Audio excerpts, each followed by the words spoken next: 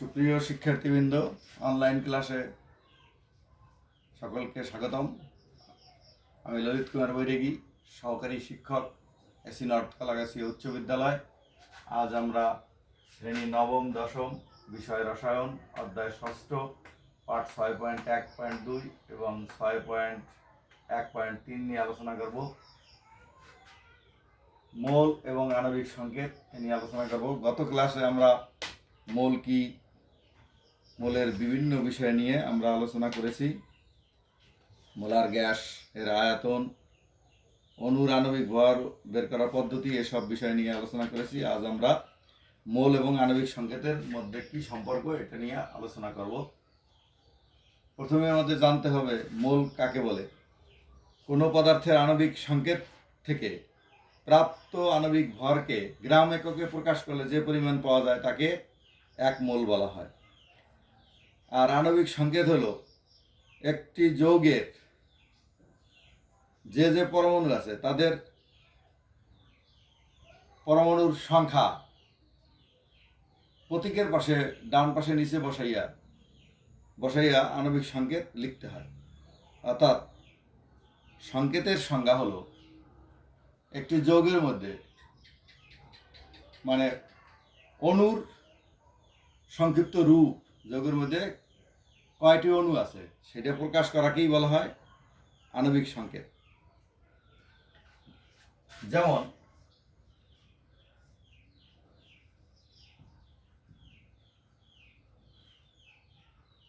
Sodium chloride, এটা হলো একটি আণবিক সংকেত NaCl, সোডিয়াম ক্লোরাইডের অর্থাৎ খাদ্য লবণের আণবিক সংকেত। এটার নাম হলো খাদ্য লবণ। খাদ্য লবণ।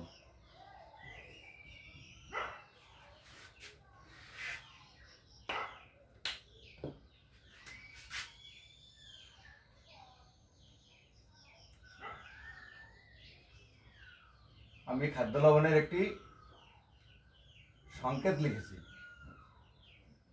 NaCl। তারপর এর ভিতর দুইটি মৌলিক পদার্থ আছে, একটি সোডিয়াম, একটি ক্লোরিন। এই সোডিয়াম ক্লোরাইডের আণবিক ভর, সোডিয়াম ক্লোরাইড এর আণবিক ভর সমান সোডিয়ামের 23, ক্লোরিনের হলো 35.5, মোট 58.5।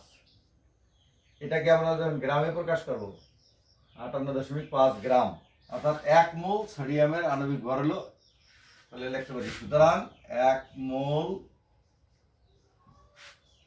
সোডিয়াম ক্লোরাইড এর আণবিক ভর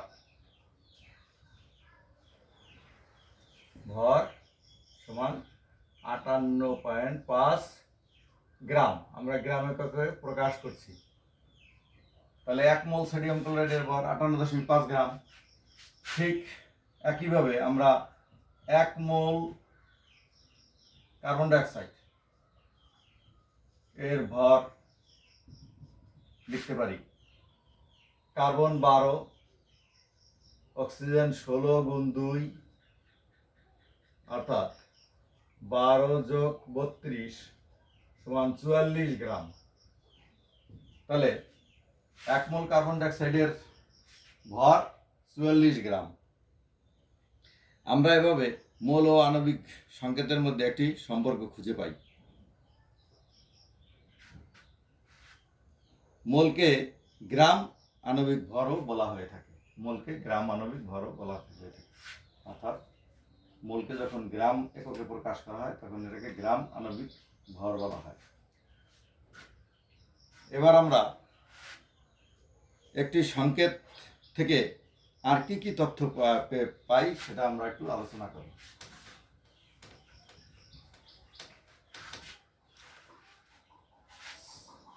CH4 সংকেত থেকে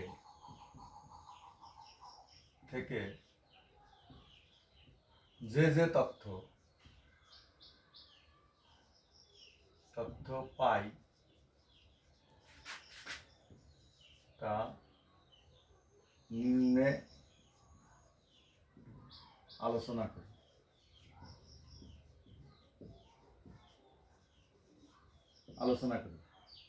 নিম্নে আমরা আলোচনা করব CH4 থেকে, অর্থাৎ CH4 একটি সংকেত। এই সংকেত থেকে আমরা যে যে তথ্য পাই: এক,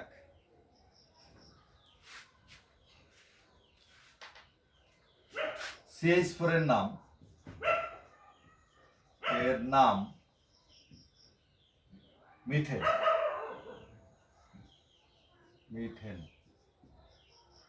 দুই, CH4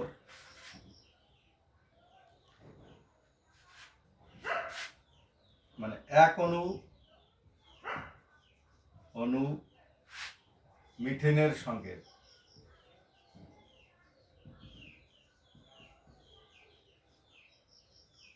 CH4। তিন, এক মোল মিথেনের সংকেত। মোল অণু মিথেনের সংকেত।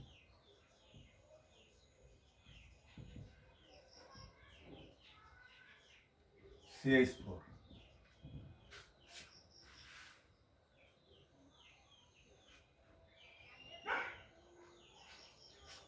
চার, এক অণু মিথেনে কার্বন পরমাণু একটি, সি পরমাণু একটি, ও হাইড্রোজেন পরমাণু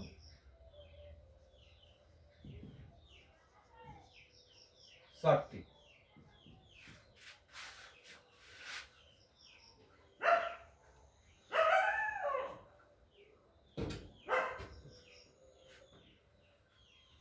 পাঁচ, এক মোল মিথেন অণুতে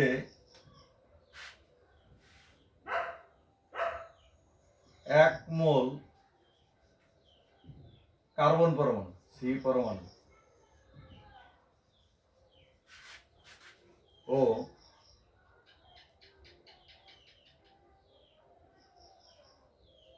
চার মোল হাইড্রোজেন পরমাণু আছে।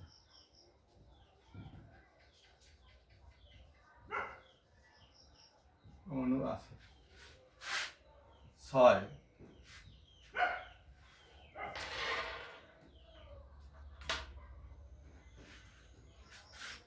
এক মোল মিথেন অণুতে হাইড্রোজেন পরমাণুর ভর, মানে কার্বন পরমাণুর ভর, কার্বন পরমাণুর ভর, কার্বন পরমাণুর ভর 12 গুণ 1 সমান 12, এবং হাইড্রোজেন পরমাণুর ভর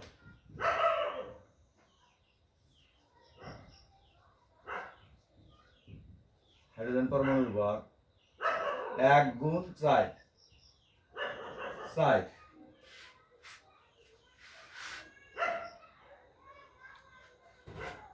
সুতরাং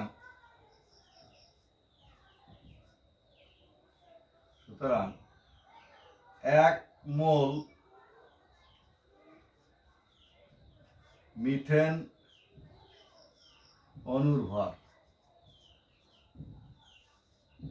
সমান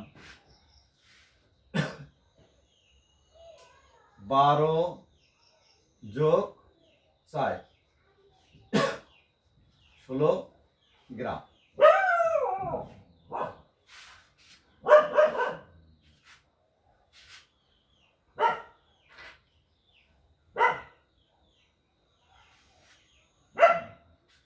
সাত নাম্বার,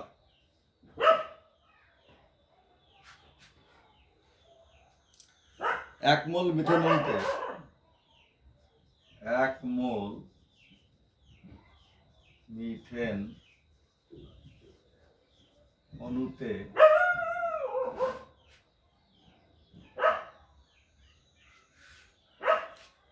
কার্বন পরমাণুর ভর, কার্বন পরমাণুর সংখ্যা সমান অ্যাভোগাড্রোর সংখ্যার সমান, অর্থাৎ 023 into 10 to the power 23 t।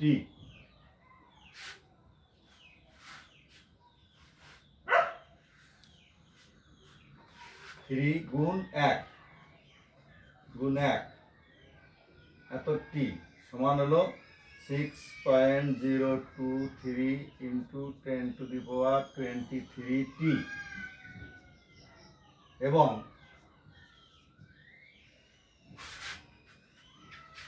Hydrogen পরমাণুর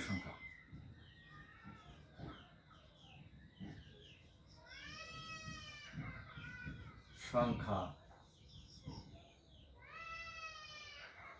সমান 6.023 into 4, 6.02 into 6.023 into 10 to the power 23 গুণ 4।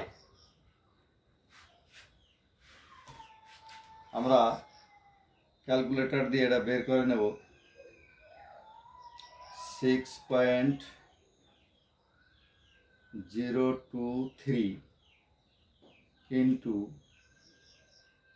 10 to the power 23 গুণ 4,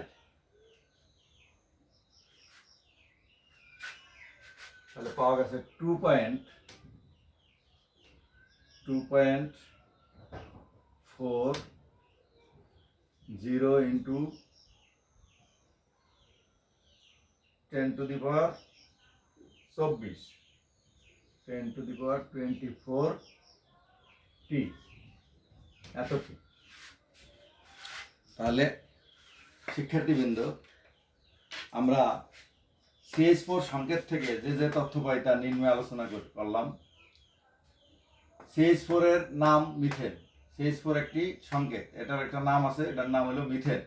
এক অণু মিথেনের সংকেত CH4, অর্থাৎ CH4 দ্বারা এক অণু মিথেনকে নির্দেশ করে।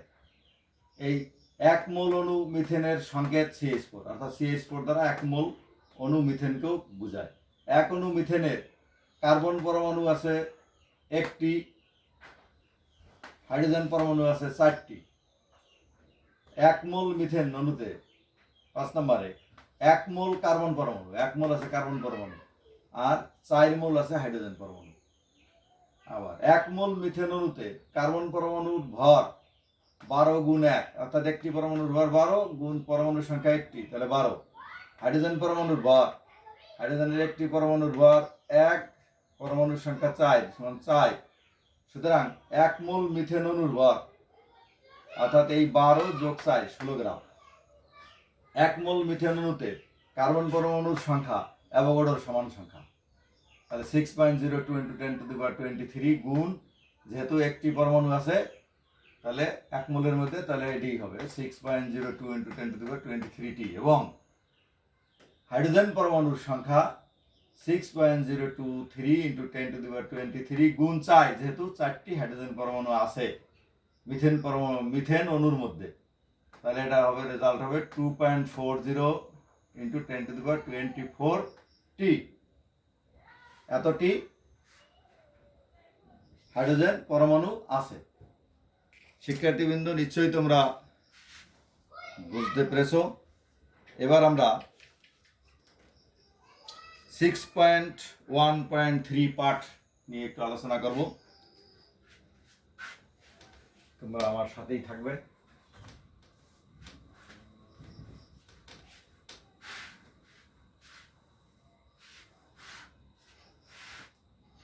মোলার দ্রবণ।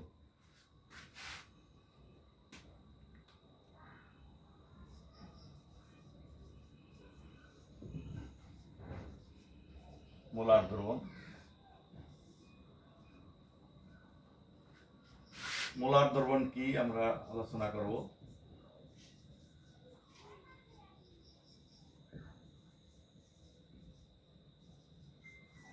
কি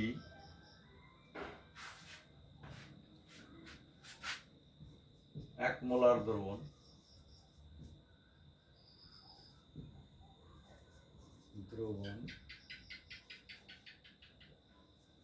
কাকে বলে, সেমিমোলার কাকে বলে,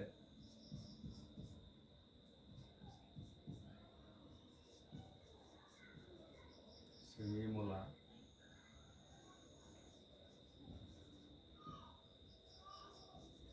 দ্রবণ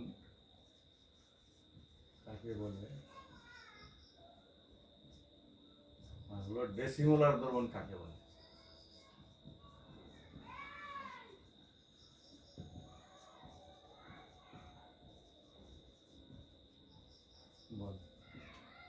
প্রথমে আমরা মোলার দ্রবণ কি নিয়ে আলোচনা করব।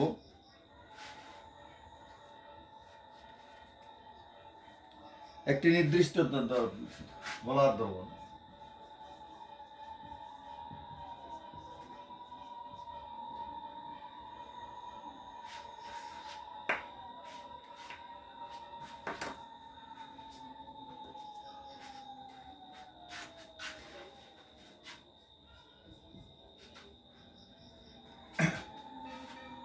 নির্দিষ্ট তাপমাত্রায় একটি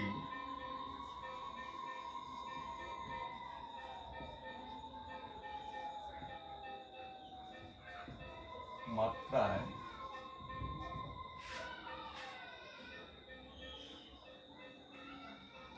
1 লিটার দ্রবণের মধ্যে 1 লিটার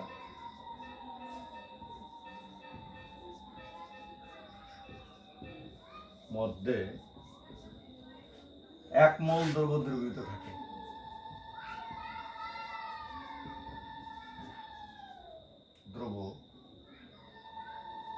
দ্রবীভূত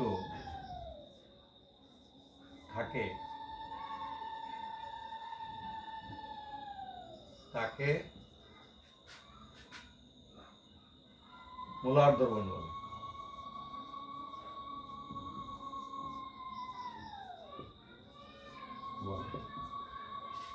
তাহলে আমরা মোলার দ্রবণের সংজ্ঞা বললাম, একটি নির্দিষ্ট তাপমাত্রায় 1 লিটার দ্রবণের মধ্যে 1 মোল দ্রব্য দ্রবীভূত থাকে তাকে মোলার দ্রবণ বলে। যদি 2 মোল দ্রব্য দ্রবীভূত থাকে তাকে বলা হবে 2 মোলার দ্রবণ। 3 মোল দ্রব্য যদি দ্রবীভূত থাকে তাকে বলা হবে 3 মোলার দ্রবণ।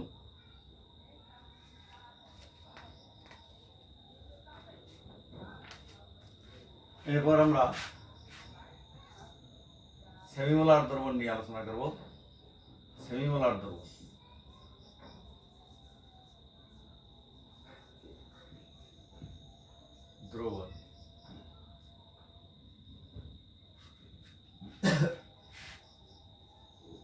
একটি নির্দিষ্ট তাপমাত্রায়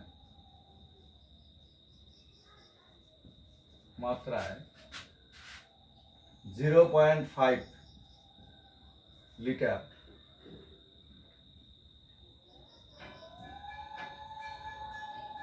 একটি নির্দিষ্ট তাপমাত্রায় 1 লিটার দ্রবণের মধ্যে 0.5 মোল দ্রব্য দ্রবীভূত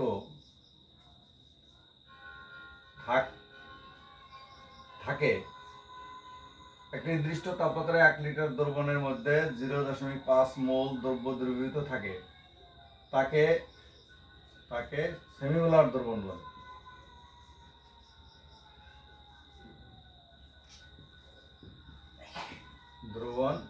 বলে।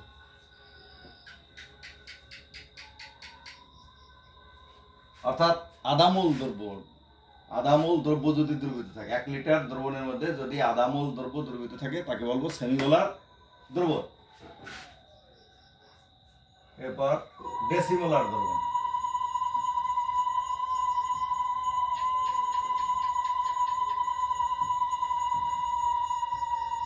ডেসিমোলার দ্রবণ একটি নির্দিষ্ট তাপমাত্রায়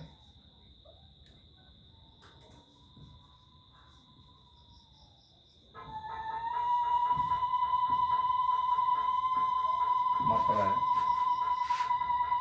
1 লিটার দ্রবণের মধ্যে 0.1 মোল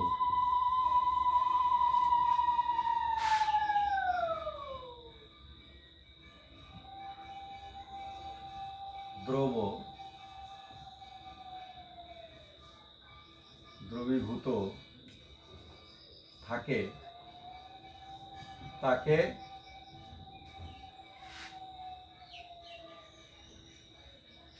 ডেসিমোলার দ্রবণ বলে।